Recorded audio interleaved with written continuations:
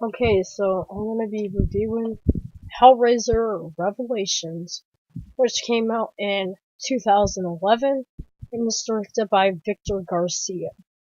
Of course, most people already know that this is the first Hellraiser movie where Doug Bradley did not reprise his role as Pinhead, and instead it's a guy named Steven, I had his name up here too. It was Stephen Smith Collins. Uh, Basic plot of this one is these two young men travel to Mexico, and they're recording all the things that they're doing there. Well, one of the incidents, one of the men named Nico, he's having sex with a prostitute in the bathroom, and he accidentally kills her. And they're trying to figure out what they're going to do about it because they don't want to get arrested. They didn't really make a decision. They go to a bar and they're met up by this man that hands them the puzzle box, the lament configuration, and he basically tells them all that what happens when you open the box, this and that. So they take the box to the room, and one of the guys don't want to open it, but the other guy does, and he opens it, and he gets killed by Pinhead. And I'm just gonna spoil this one too. Later on, one of them returns to the house. I forgot the guy's name. I think his name is Steven or something like that. He comes back to the house, his house, and he starts acting weirdly, and the parents of both boys, they're like freaking out. They're like, what happened? What's going on? Because Steven's saying, like, they're after me. They're trying to get me. I don't want to go with them. They promised me this, and, that I would be happy, and I get to experience all this pain or all this pleasure that I want, and this and that. And then you finally find out that, in fact, Steven is actually Nico in disguise, because Nico went back in Mexico. Nico was, skinned and stuff by the Cenobites, and he wants to escape from hell.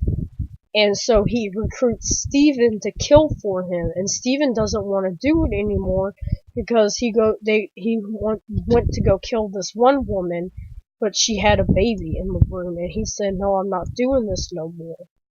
And Nico's like, "Well, you're gonna do it, or you're not, or else," kind of thing. So he kills Steven, skins him, and puts Steven's skins on and acts like him, kind of like what Frank did in the first movie with Larry. And yeah, and Nico gets his girlfriend, Steven's sister, to open the puzzle box and let the Cenobites out, and basically the whole family gets dragged to hell. And because the father did some dumbass shit where he shoots Nico when Pinhead's dealing with him, so the wife got taken to hell for no fucking reason because of the dad. Because the dad was too arrogant. But I kind of went off track, but that's the basic plot of the movie. Yes, this is another bad Hellraiser movie. I think Hellworld and this one are like at competitions for me for like the worst movies in the franchise. They got the guy who played Pinhead, Stephen Smith Collins. He did a bad job at doing Pinhead, and I don't care if you like this movie or not. That's fine, and if you like Hellworld, that's fine. It doesn't bother me. It's just my opinion. But the guy Stephen Smith Collins, he did an awful job as Pinhead, in my opinion. And I just don't know, because they put this movie together like in 3 weeks, just so Dimension could keep the rights to the movie. So it looks really low budget, and the acting's kind of shoddy. And yeah. Whew. And The only good thing about this movie, in my opinion, is the special effects, which is done by Gary J. Tunnicliffe, who also wrote this movie, and he was the special effects artist from Hellraiser 3 and 2 onward. And I'm amazed because he wrote and directed the next movie, Hellraiser Judgment, which is way better than this one. But I think it's because the studio interfered with it so much that it really just fucked up the movie.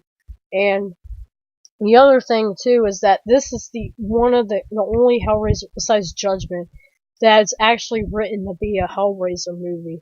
It's not like 5 through 8 where they weren't intended to be Hellraiser movies.